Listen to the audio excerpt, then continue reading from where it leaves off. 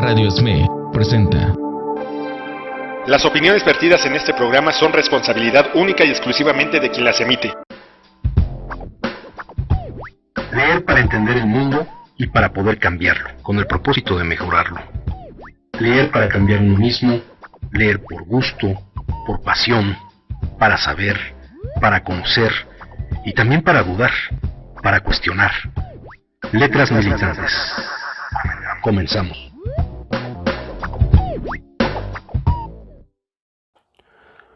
Los efectos sociales de la pandemia han vuelto a instalar al trabajo en el ojo del huracán. Los gobiernos realizan desesperados esfuerzos por mantener el empleo y los salarios y entregar todo tipo de fondos con el propósito de evitar un descalabro económico mayor. Sin embargo, el último informe de la Organización Internacional del Trabajo demostró que estas medidas han resultado insuficientes. Durante el primer trimestre del 2020 se perdieron 4.5% de las horas trabajadas, lo que equivale a unos 130 millones de empleos a jornada completa. 68% de la fuerza de trabajo mundial vive en países con medidas de confinamiento social. Un 37.5% estaba empleada en actividades económicas en riesgo de quiebra y alrededor de 1.6 billones de personas ocupadas en la economía informal podrían ver peligrar su fuente de ingresos. En suma, se trata de una crisis del trabajo de proporciones desconocidas que afecta a todo tipo de países, ramas productivas y calificaciones laborales y desborda los alcances de las instituciones de seguridad social. Muy buenas tardes, estamos en Letras Militantes y nuevamente estamos abordando el tema del trabajo que, como hemos comentado en emisiones anteriores, nos parece de gran importancia para el momento que estamos viviendo actualmente. Y lógicamente, en el contexto de esta pandemia global, el trabajo es uno de los aspectos, de los rubros que se ha visto más afectado.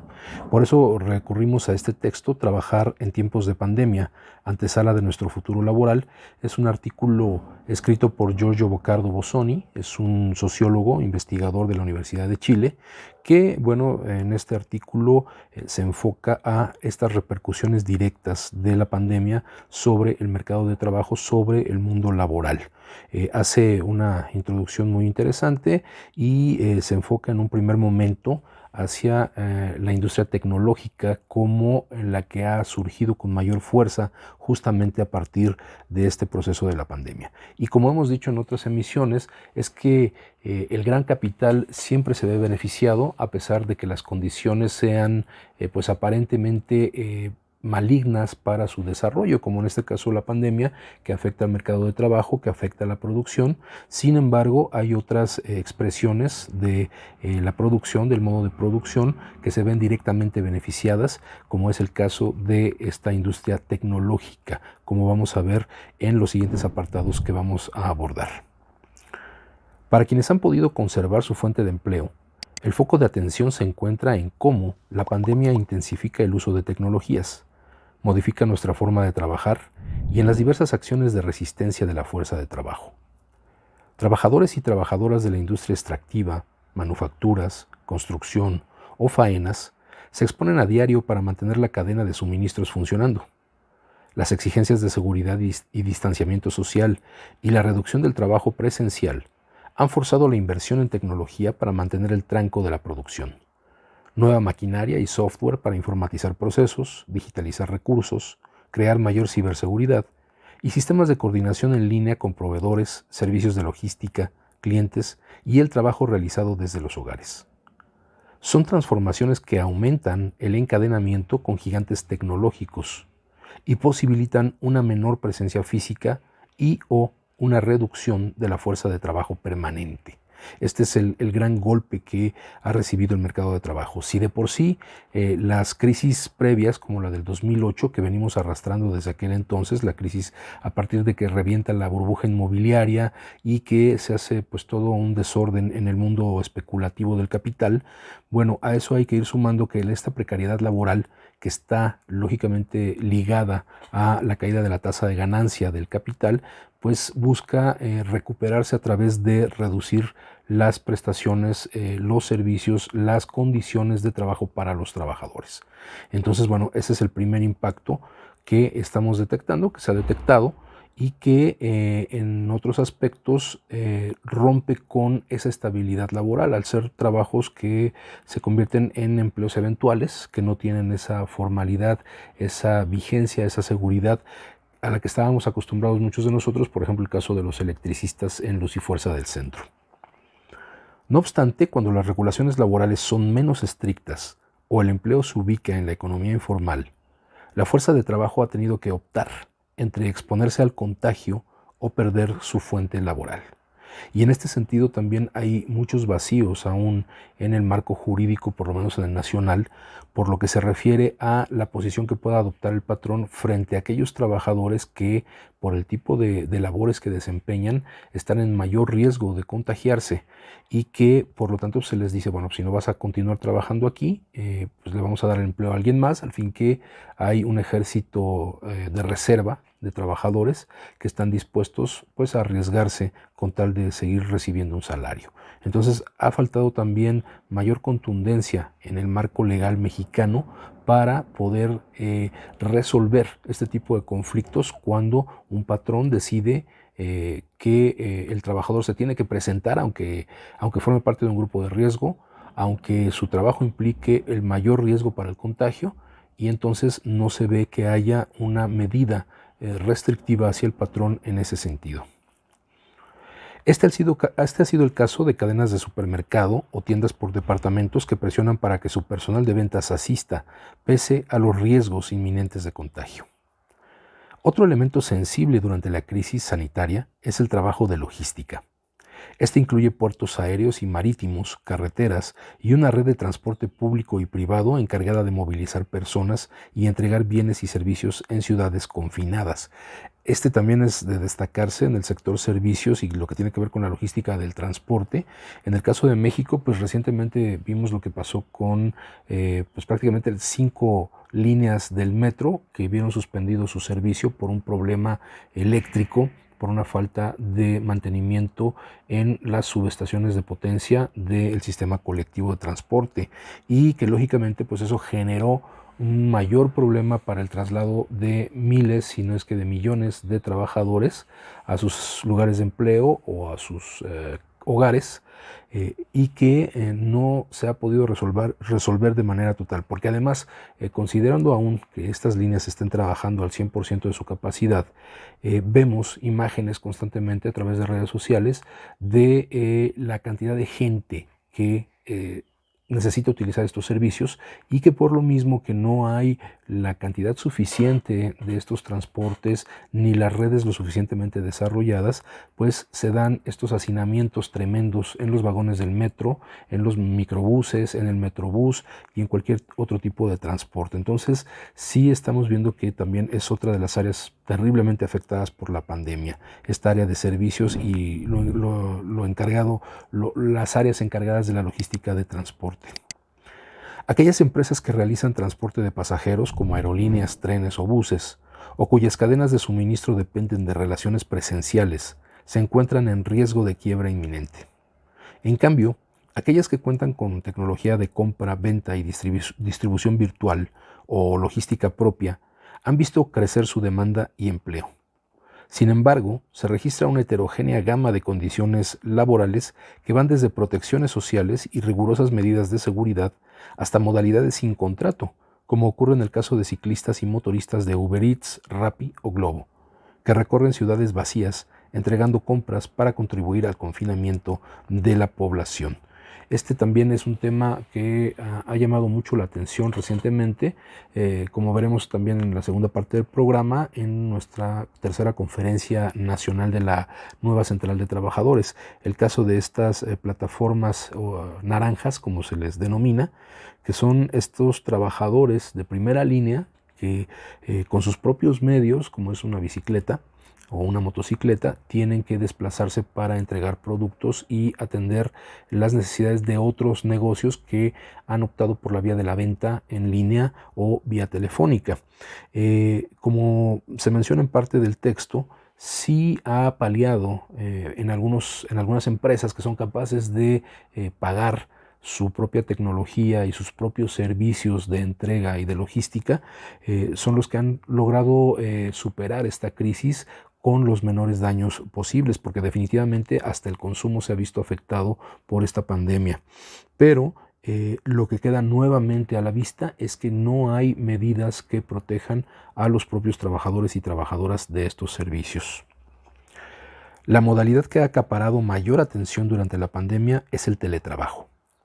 El confinamiento obligatorio de la población, que incluye la suspensión de escuelas y todo tipo de servicios de cuidados, ha significado un vaciamiento de las oficinas y que miles de hogares se hayan convertido en improvisados puestos de trabajo, conectados mediante computadoras, plataformas e Internet con sus empleadores.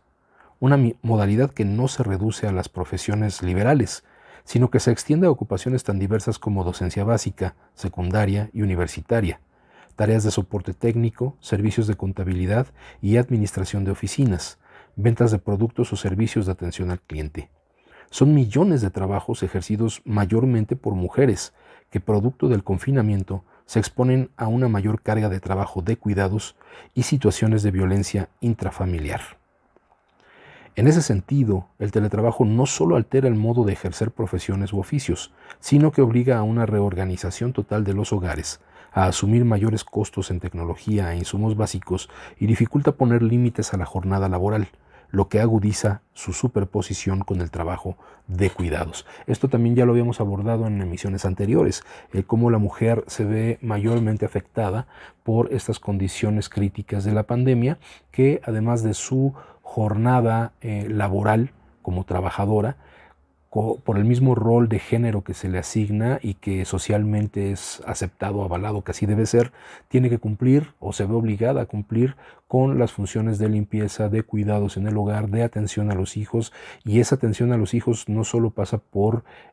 cuidar de su salud o de su alimentación, sino también por supervisar su desempeño escolar, que además ahora también con esta cuestión del teletrabajo, pues los niños que tienen la posibilidad, porque también hablamos de una franja muy grande de niños, de estudiantes de niveles básicos que no tienen los medios, o por lo menos los medios suficientes para conectarse y continuar con su proceso de educación básico, obligatorio por ley,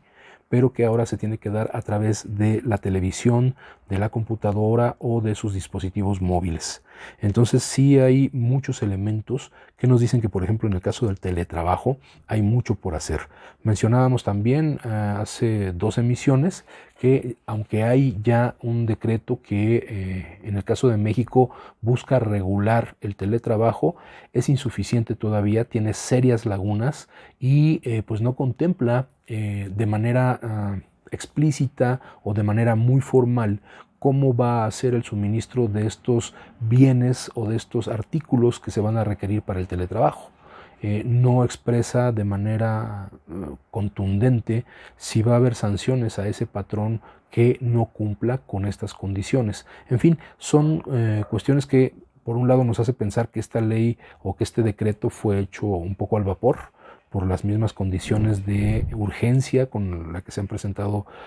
todas estas situaciones de la pandemia,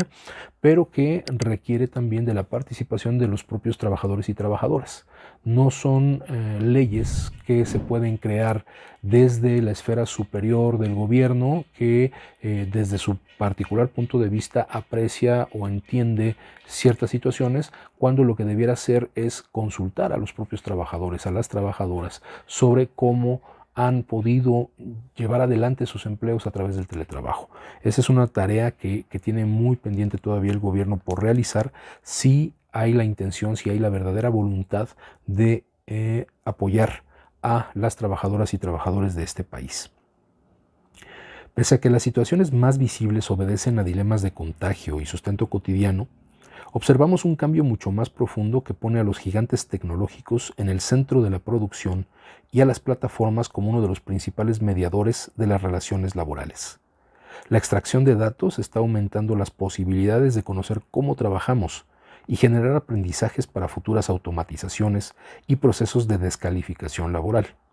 Cuando se habla de descalificación laboral es que justamente conforme avance más la tecnología, la necesidad de especializarse en un área va a ser innecesaria, sino que precisamente por el manejo de estos dispositivos y como las máquinas van, como hemos visto en emisiones anteriores, van a tener una serie de funciones que solo van a requerir la supervisión de los trabajadores, va a haber un proceso de descalificación laboral. O sea, ya no necesitas tener todas esas certificaciones porque muchos de estos procesos van a ser de fácil realización. Se trata de una expansión del espacio y los tiempos de trabajo encadenado con el uso social de las plataformas. Conversaciones, relaciones de pareja, actividades de esparcimiento, estudios, compras, entre otros. Además, estos cambios tienen consecuencias en la desigual distribución de la carga de cuidados en perjuicio de las mujeres. Nuevamente el tema de las mujeres, es muy importante destacarlo. Como se ha visto durante la pandemia, la mayor flexibilidad de jornadas y de espacios de trabajo consolida los estereotipos de género y restringe aún más los espacios de autonomía y el tiempo libre de las mujeres. En suma, la crisis sanitaria está pavimentando el camino para que tiempo y espacio de trabajo remunerado, de cuidados y de esparcimiento se diluyan bajo la mediación de diversas plataformas controladas por gigantes cuya capacidad de vigilancia se consolida en el tiempo. Vemos cómo muchas de estas empresas dedicadas a la tecnología, como el caso de Amazon, como el caso de Google, como el caso de Microsoft, Apple, etcétera, cada vez están desarrollando sistemas y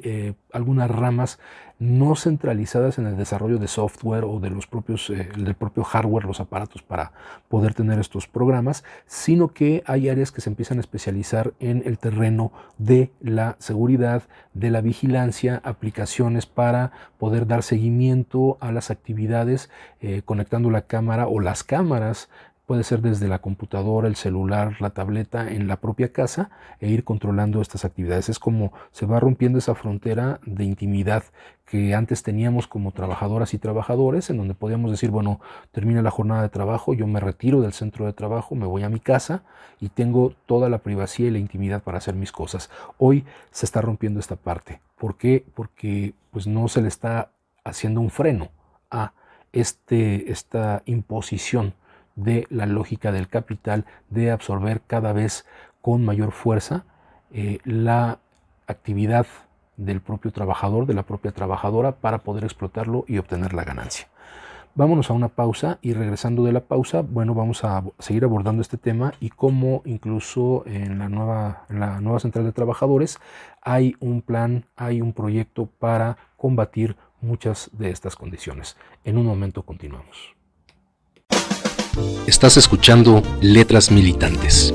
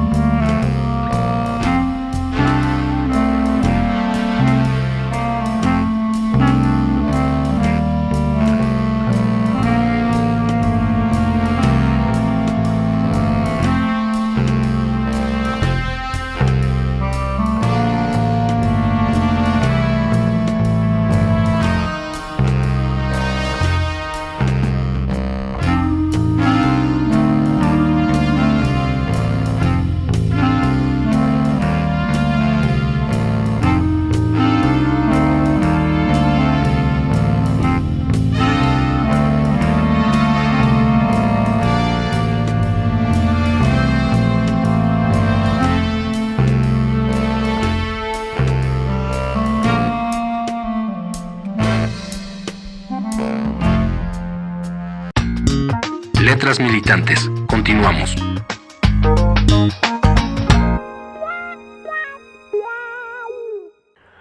Y ya estamos de vuelta en Letras Militantes para continuar con la lectura de este texto sobre el futuro también del trabajo, como se nos viene presentando justo en medio de la pandemia. Vamos a terminar este texto y vamos también a retomar los acuerdos de nuestra asamblea a partir de los propios acuerdos de la tercera conferencia nacional de la nueva central de trabajadores. Por dramática que parezca la coyuntura, durante su desarrollo han emergido un sinfín de expresiones de solidaridad que pueden ser base para una nueva fuerza laboral. Los sindicatos han resultado claves para distribuir implementos de seguridad, alcanzar acuerdos que protejan el empleo y los salarios de afiliados u organizar turnos diferenciados para asegurar el distanciamiento social. La acción sindical ha permitido también visibilizar situaciones de abuso e irregularidades laborales. Por ejemplo, en tiendas de supermercados, talleres y bodegas, restaurantes y otro tipo de servicios se han organizado cadenas de información para saber el número de contagiados y así evitar una exposición forzada por los empleadores. Y se está convocando a huelgas para exigir la realización de test, la entrega de implementos de seguridad y mejoras en los pagos. En otros casos, la solidaridad proviene de organizaciones feministas que registran el aumento de la violencia intrafamiliar y exigen medidas de protección a mujeres confinadas, mientras que diversas organizaciones territoriales se coordinan para evitar situaciones de hambre extrema. En suma, pese a la dureza de la pandemia y al temor del desempleo, estas nuevas modalidades de explotación exacerbadas durante la crisis sanitaria configuran redes de solidaridad y resistencias que desbordan los límites espaciales y temporales de fábricas y oficinas. Entonces, también ante lo que estamos es ante un resurgimiento de esa capacidad de organización y de movilización de los sindicatos, no solamente a nivel nacional, sino también a nivel internacional. Nos hemos enterado a través de los medios, incluso antes de que iniciara la pandemia, de los esfuerzos de trabajadores, mal llamados socios, en estas grandes tiendas de autoservicio como Walmart,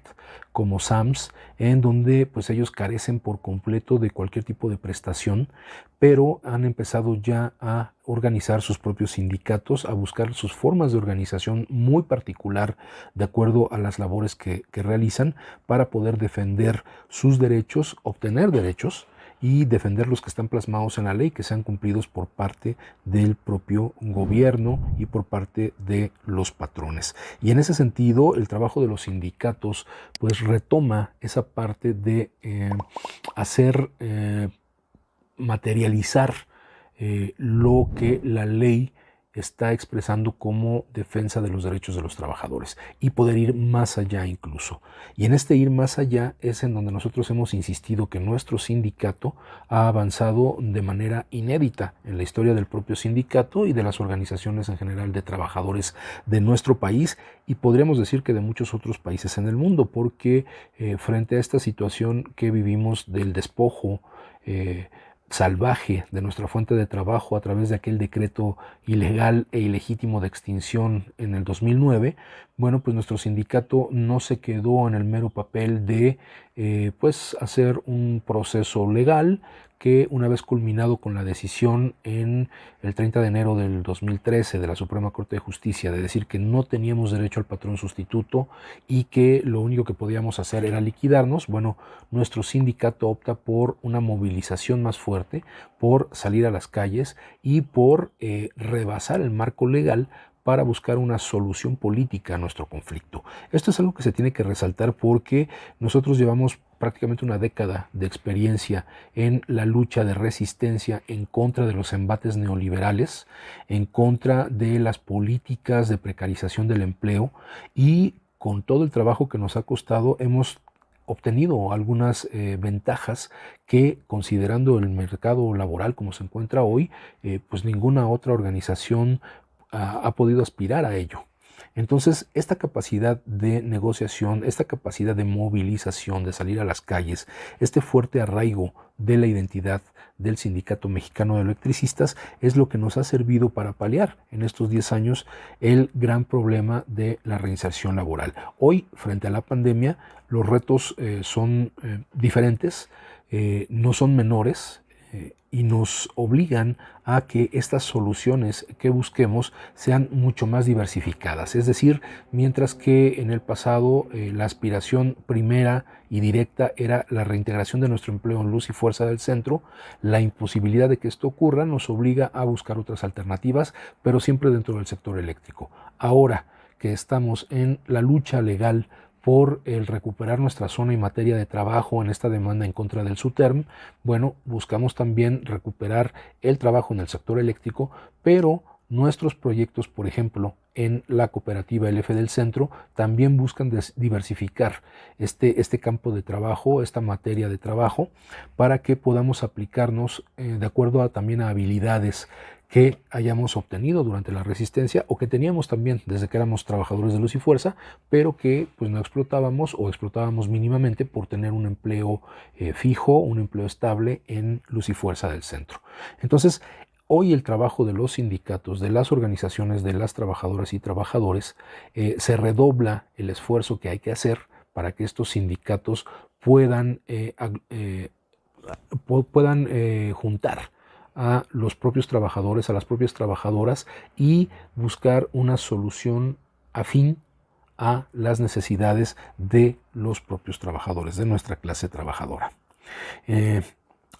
Una vez finalizada la pandemia, las ocupaciones mediadas por plataformas aumentarán. Esto es en contra de lo que se pudiera pensar, ¿no? Que una vez que pase la pandemia vamos a volver a la normalidad de tener nuestros empleos en nuestros centros de trabajo como los teníamos antes de la pandemia. Sin embargo, este desarrollo tecnológico que se ha visto forzado por la propia pandemia va a tener que aplicarse porque ya es un esfuerzo, vamos a decirlo así, o un gasto que se ha generado en materia de desarrollo de tecnologías, de aplicaciones, tanto el software, o sea, todos los programas y programación que se requieren para hacerlo, como los aditamentos, los dispositivos que se requieren para ejecutar estas aplicaciones. Entonces, pues es lógico, no van a guardar todo y a decirlo, bueno, esto nos olvidamos, esto ya no lo vamos a usar y vamos a volver a trabajar como antes, sino que se va a extender todavía más el campo de aplicación de todas estas tecnologías y plataformas.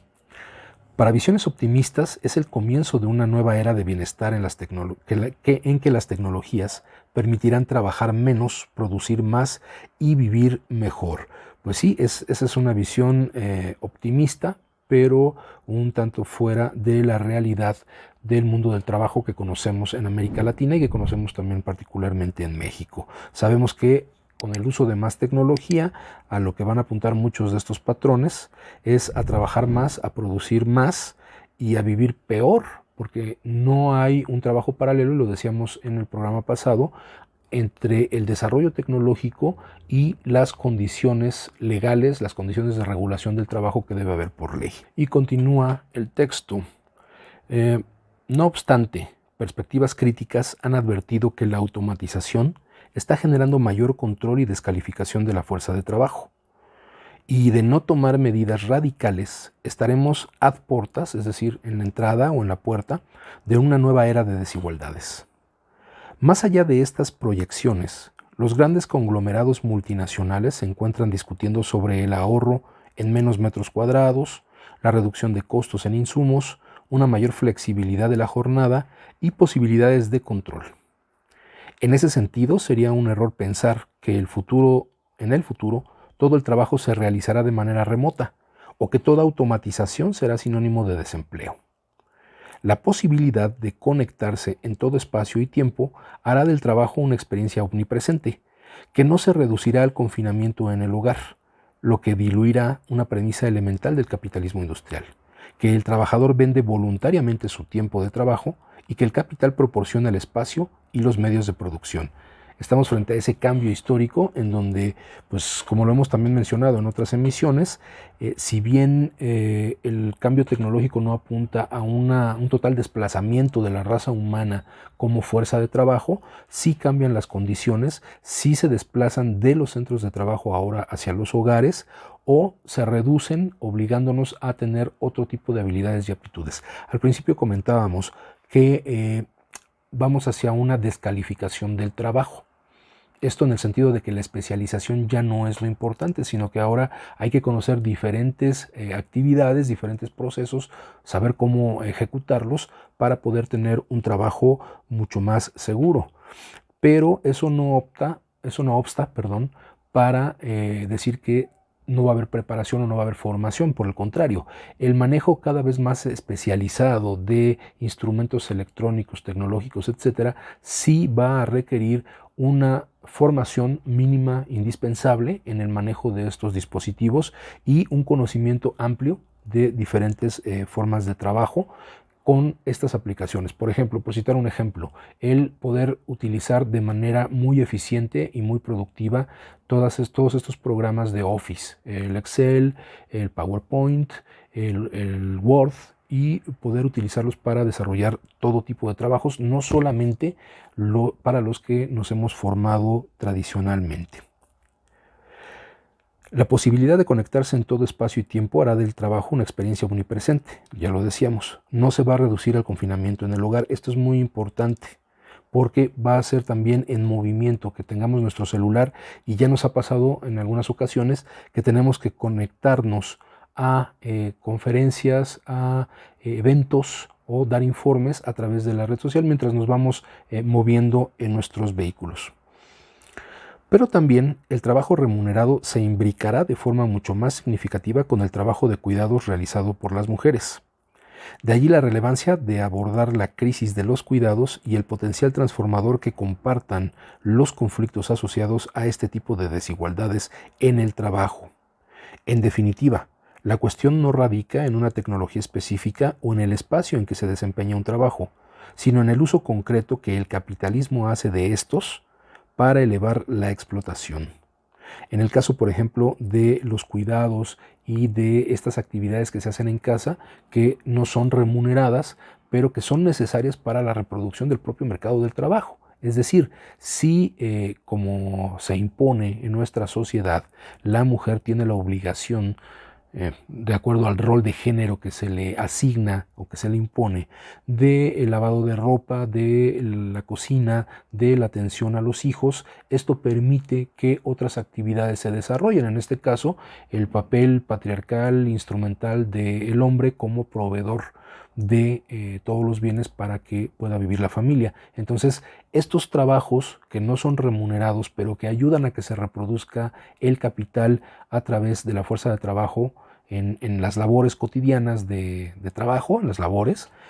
pues tendrá que revisarse, como ha pasado con el caso, por ejemplo, de las trabajadoras del hogar, ¿no? La gente que ayuda en las labores del hogar, que no tiene ningún tipo de prestación, que no tiene ningún tipo de seguridad social y que todo se reduce únicamente a un pago de un salario, de un mal salario además, y que con eso, bueno, pues queda cubierta esa parte en apariencia, pero que hoy se extiende a muchas otras actividades que consideramos que no tendrían por qué ser remuneradas, pero que son funcionales para que todo el sistema esté en movimiento. Entonces se tendrá que hacer un análisis mucho más a fondo de esta situación, porque todo va encadenado a este proceso de explotación de la fuerza de trabajo, así sea en el hogar. Como señala Marx en El Capital, la introducción de tecnologías en la producción altera las formas de valorización, explotación y organización del proceso de trabajo. No obstante, esa misma tecnología puede devenir en una poderosa herramienta para generar vínculos de coordinación más profundos y de mayor solidaridad, tal como hemos observado durante la pandemia. En ese sentido, el problema no es de orden técnico, sino eminentemente político. Y hay otro aspecto que no se aborda de manera total en el texto, que tiene que ver con el trabajo informal, aquellos que no tienen un contrato, no tienen un centro de trabajo, sino que por su cuenta, más allá incluso de las plataformas naranjas y de los servicios como Uber,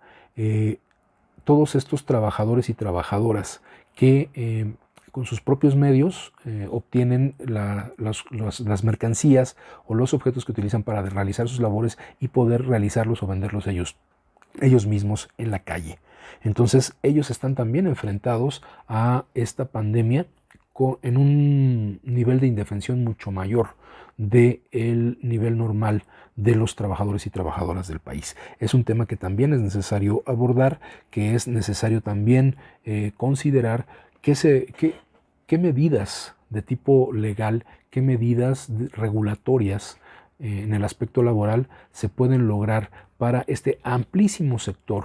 de trabajo de nuestra sociedad que no está regulada por un contrato colectivo o por un contrato individual con un patrón, sino que son trabajadores por su cuenta o trabajadores informales. Ese es otro gran tema, porque pues ellos también están expuestos muy severamente a el contagio en estos tiempos de pandemia.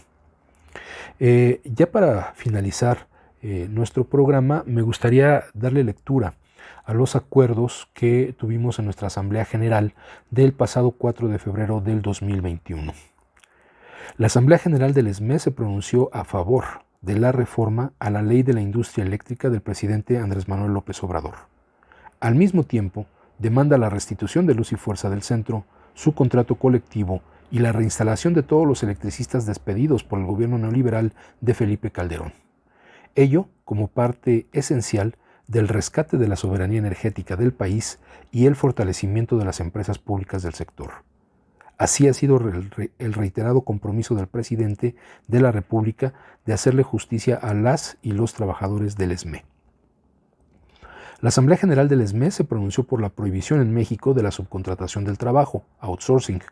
porque ésta cancela derechos colectivos e individuales, laborales y sindicales de las y los trabajadores, por lo que deriva inevitablemente en la precarización y sobreexplotación del trabajo.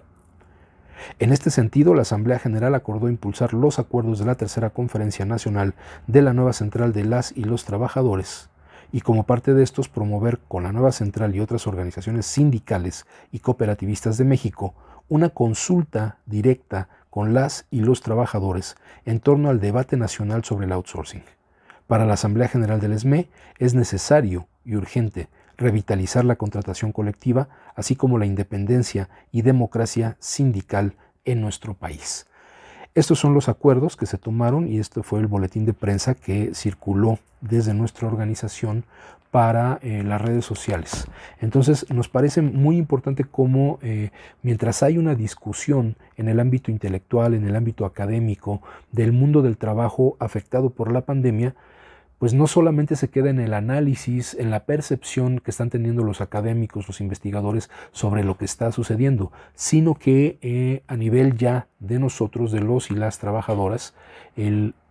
echar adelante acciones para resolver este conflicto tan grave y apoyar, si hay voluntad política de parte del gobierno, apoyar las acciones que tengan como fin buscar el beneficio de los trabajadores. Pues bien, eso es todo por mi parte en esta emisión de Letras Militantes. Estaremos la próxima semana abordando nuevamente el tema del trabajo en el entorno de la pandemia y qué es lo que podemos hacer los sindicatos frente a estas circunstancias. Muchas gracias y muy buenas tardes. Esto fue Letras Militantes. Decía Samuel Smiles, el libro es una voz viviente, es una inteligencia que nos habla y que escuchamos. Acompáñanos en la próxima emisión de Letras Militantes, a través de Radio ESME, donde a los libros les damos la palabra.